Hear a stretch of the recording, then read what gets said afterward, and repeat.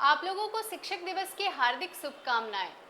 हम समझते हैं कि आप लोग अपने अपने शिक्षक के साथ बड़े ही धूमधाम के साथ आज के दिन को मनाए होंगे और शिक्षक दिवस को सेलिब्रेट किए होंगे। तो चलिए आज हम इस वीडियो में प्रीवियस ईयर्स क्वेश्चन के अंतर्गत पॉलिटी के क्वेश्चन को देखने जा रहे हैं, हर दिन की तरह आज भी। तो चलिए देखते हैं आज का पहला प्रश्न। अगर वीडियो पसंद आए तो चैनल को ज़रूर सब्सक्राइब करें। तो चलिए देखते हैं पहला प्रश्न आज का। निम्नलिखित में से किस अधिनियम ने बिहार के एक सदनीय विधानमंडल को द्विसदनीय में बदल दिया? बिहार विधानसभा और Bihar Vidhan Parishad. Which of the following acts converted unicameral legislature of Bihar into bicameral Bihar Legislative Assembly and Bihar Legislative Council? क्या होगा? ऑप्शन ए है 1919 भारत सरकार अधिनियम 1919, ऑप्शन बी भारत सरकार अधिनियम 1909, ऑप्शन सी भारत सरकार अधिनियम 1935, ऑप्शन डी उपरोक्त में से एक से अधिक। क्या होगा इसका आंसर? इसका आंसर है ए गवर्नमेंट ऑफ इंडिया एक्ट 1990, जिसे मॉन्टेग्यू चैम्सफोर्ड सुधार भी कहा जाता है।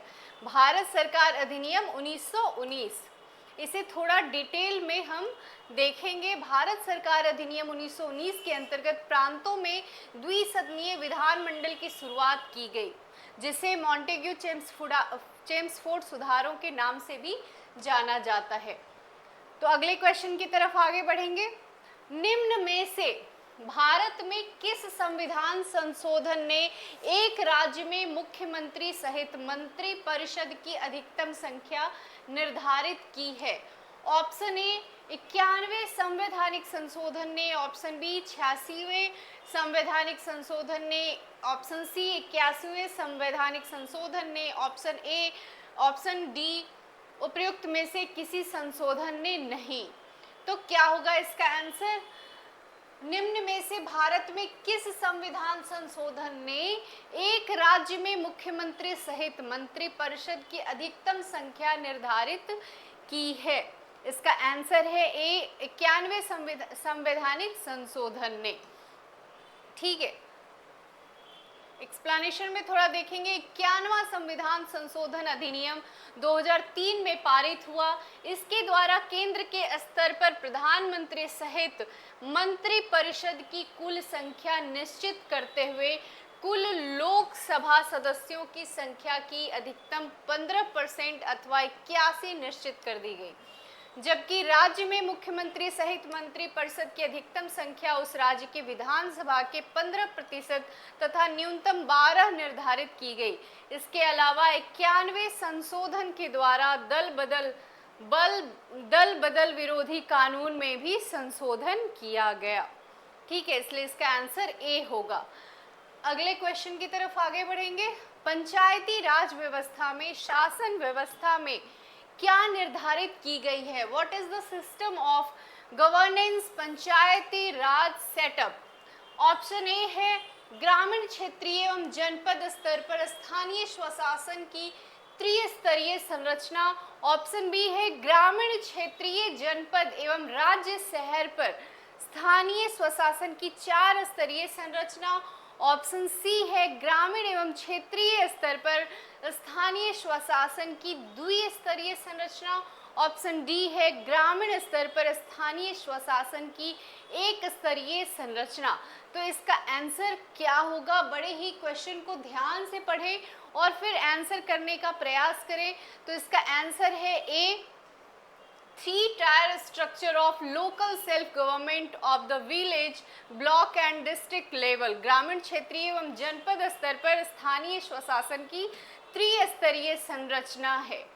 ठीक है, पंचायती राज व्यवस्था में शासन व्यवस्था ग्रामीण, क्षेत्रीय एवं जनपद स्तर पर स्थानीय स्वशासन की त्रिस्तरीय संरचना निर्धारित की गई है। इसे सर्वप्रथम 2 अक्टूबर 1959 को राजस्थान के नागौर जिले में लागू किया गया। ठीक है, तो ये आपका आंसर ए सही है। अगले क्वेश्चन की तरफ आगे बढ़ेंगे।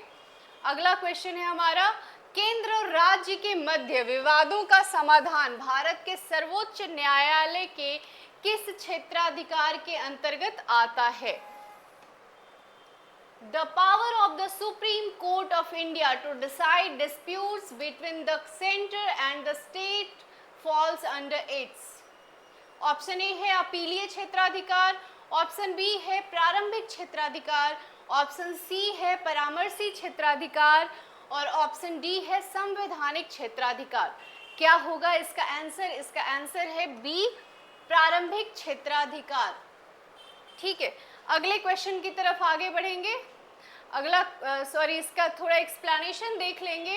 केंद्र और राज्य के मध्य विवादों का समाधान भारत के सर्वोच्च न्यायालय के प्रारंभिक क्षेत्राधिकार के अंतर्गत आता है। मूल या आरंभिक क्षेत्राधिकार का अर्थ है कि संविधान के अनुच्छेद 131 के अंतर्गत किसी वाद का प्रारंभ सर्वोच्च न्यायालय में ही होगा। मूल अधिकारिता के अंतर्गत सर्वोच्च न्यायालय 3 तरह के विषयों की सुनवाई करता है। ऐसे विवाद जिनमें एक तरफ भारत सरकार हो और दूसरी तरफ एक या एक से अधिक राज्यों की सरकारें। ऐसे विवाद जिनमें एक और एक या एकाधिक राज्य हो तथा दूसरी ओर भी एक या एकाधिक राज्य हो। ऐसे विवाद जिनमें एक और भारत सरकार तथा एक या एकाधिक राज्य हो और दूसरी ओर एक या एकाधिक राज्य हो। ठीक है, अगले क्वेश्चन की तरफ आगे बढ़ेंगे। अगला क्वेश्चन है, लोकसभा सदस्य, राज्यसभा सदस्य एवं राष्ट्रपति बनने के लिए न्यूनतम उम्र क्या होनी चाहिए?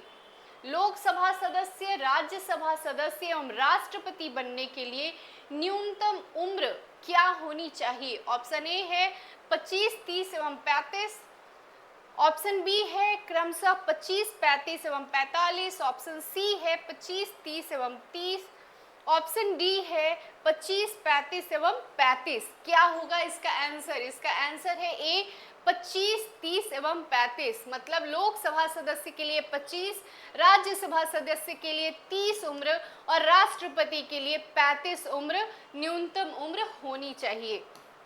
एक्सप्लेनेशन थोड़ा सा देखेंगे।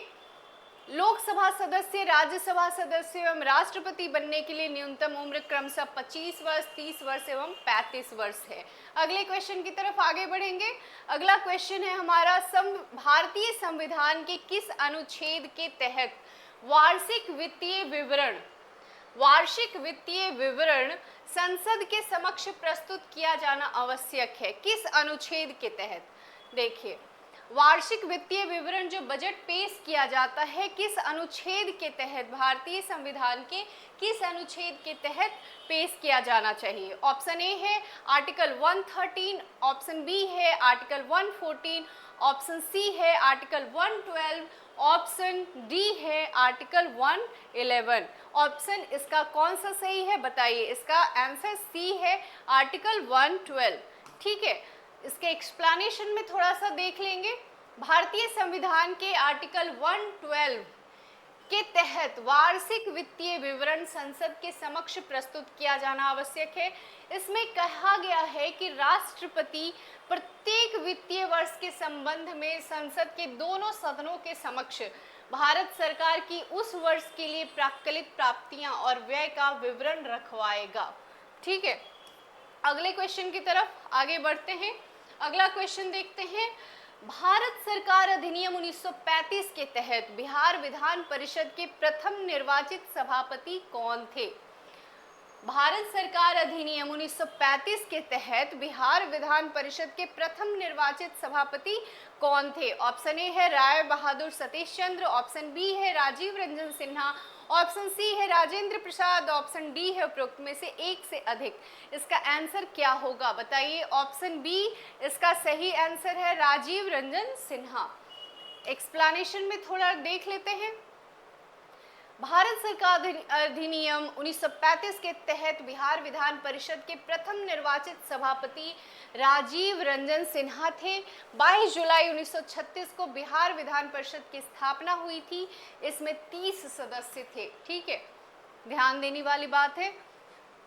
क्वेश्चन 8 में देखते हैं, द्वैध शासन जिसके अंतर्गत प्रांतीय कार्यपालिका को 2 भागों में विभाजित किया गया प्रतिफल था?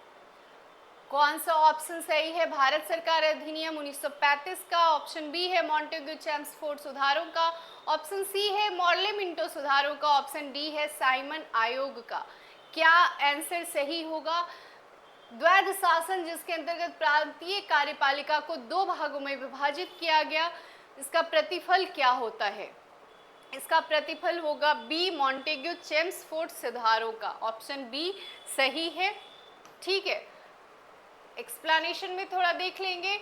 1919 के अधिनियम को मॉन्टेग्यू चेम्सफोर्ड सुधार कहते हैं क्योंकि इस अधिनियम के जन्मदाता भारत सचिव मॉन्टेग्यू और भारत में गवर्नर जनरल चेम्सफोर्ड थे। मॉन्टेग्यू चेम्सफोर्ड जो नाम आप सुनते हैं, मॉन्टेग्यू होते हैं भारत सचिव और चेम्सफोर्ड गवर्नर जनरल होते हैं उस समय। इस अधिनियम की मुख्य विशेषता रहती है प्रांतों में उत्तरदायी सरकार की स्थापना के लिए द्वैध शासन व्यवस्था की शुरुआत की गई। प्रांतीय विषयों को दो भागों में विभाजित किया गया, आरक्षित विषय, हस्तांतरित विषय। आरक्षित विषय के अंतर्गत कानून एवं व्यवस्था, वित्त, भू राजस्व, सिंचाई, खनिज संसाधन सम्मिलित थे, जबकि हस्तांतरित विषय के अंतर्गत शिक्षा, स्वास्थ्य, स्थानीय प्रशासन, उद्योग, कृषि सम्मिलित थे। लोक सेवा आयोग का भी गठन किया गया 1919 अधिनियम के तहत। ठीक है, अगले क्वेश्चन की तरफ आगे बढ़ेंगे। अगला क्वेश्चन है, भारतीय राष्ट्रीय कांग्रेस का पहला वार्षिक अधिवेशन आयोजित हुआ। भारतीय राष्ट्रीय कांग्रेस का पहला वार्षिक अधिवेशन आयोजित हुआ 1886 बम्बई में, 1885 कलकत्ता में, 1885 बम्बई में, 1886 दिल्ली में। कब हुआ भारतीय राष्ट्रीय कांग्रेस का पहला अधिवेशन? आपको याद होगा 1885 में बम्बई में हुआ था। ठीक है, एक्सप्लेनेशन में देख लेते हैं। भारतीय राष्ट्रीय कांग्रेस की स्थापना 28 दिसंबर 1885 में की गई थी। इसका पहला अधिवेशन बम्बई में कलकत्ता हाईकोर्ट के बैरिस्टर व्योमेश चंद्र बनर्जी, WC बनर्जी की अध्यक्षता में हुआ। इसमें कांग्रेस के 72 प्रतिनिधियों ने भाग लिया। पहले अधिवेशन पुणे में होने वाला था, परंतु वहां पर प्लेग फैलने के कारण बम्बई स्थानांतरित कर दी गई। तो 1885 में पहला अधिवेशन हुआ भारतीय राष्ट्रीय कांग्रेस का, जिसमें व्योमेश चंद्र बनर्जी अध्यक्षता करते हैं और इस अधिवेशन में 72 प्रतिनिधियों ने भाग लिया था। अगला क्वेश्चन जो हमारा अंतिम प्रश्न है वो है, भारतीय संविधान में संशोधन होता है किस धारा के अनुसार? ऑप्शन ए है धारा 361 के अनुसार, ऑप्शन बी है धारा 368 के अनुसार, ऑप्शन सी है धारा 386 के अनुसार, ऑप्शन डी है धारा 390 के अनुसार। इसका आंसर क्या होगा? इसका आंसर बी है धारा 368 के अनुसार। ठीक है, भारतीय संविधान के अनुच्छेद 368 में संविधान का संशोधन करने की संसद की शक्ति और उसकी प्रक्रिया का वर्णन किया गया है। इस संविधान में किसी बात के होते हुए भी संसद अपनी संविधायी शक्ति का प्रयोग करते हुए संविधान के किसी उपबंध का परिवर्तन या निरसन के रूप में संशोधन कर सकेगी। ठीक है, तो इस प्रकार हमने कुल 10 प्रश्न को देखा जो बड़ा ही इम्पॉर्टेंट क्वेश्चन है आपके लिए और आपको ध्यान से देखने की ज़रूरत है। तो आप अब बस प्रैक्टिस और प्रैक्टिस करते चलें और एग्ज़ाम नज़दीक है तो बस पढ़ाई में ज़ोर शोर से लगे रहें, रिवीजन को करते रहें, करेंट अफेयर भी बिल्कुल उसको रिवाइज करें, अब कुछ भी नया ना पढ़ें। तो चलिए, अगर वीडियो पसंद आए तो चैनल को सब्सक्राइब करें, लाइक करें। धन्यवाद।